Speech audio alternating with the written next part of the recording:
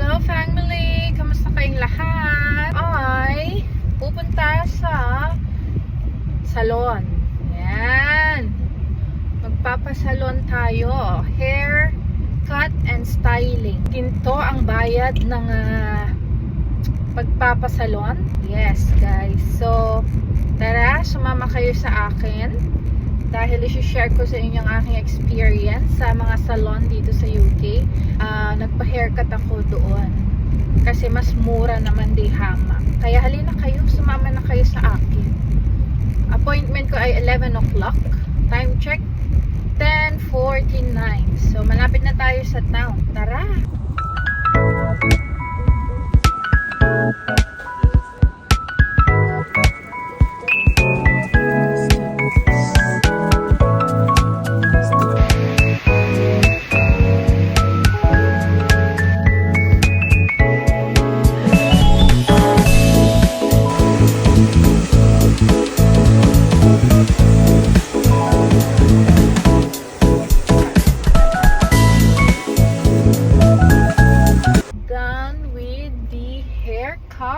Haircut and curls. Kinurls din ni ate girl yung aking buhok. Aba, she curled it.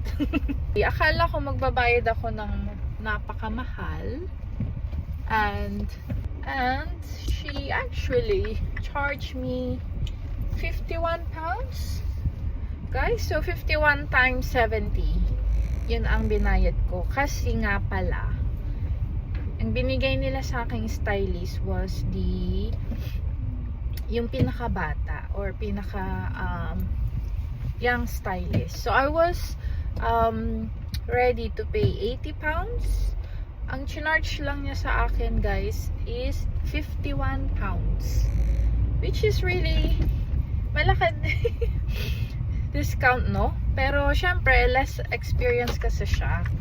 And she was really nice. So, ang ginawa ko, I went to the bank and nag-withdraw ako ng 10 pounds.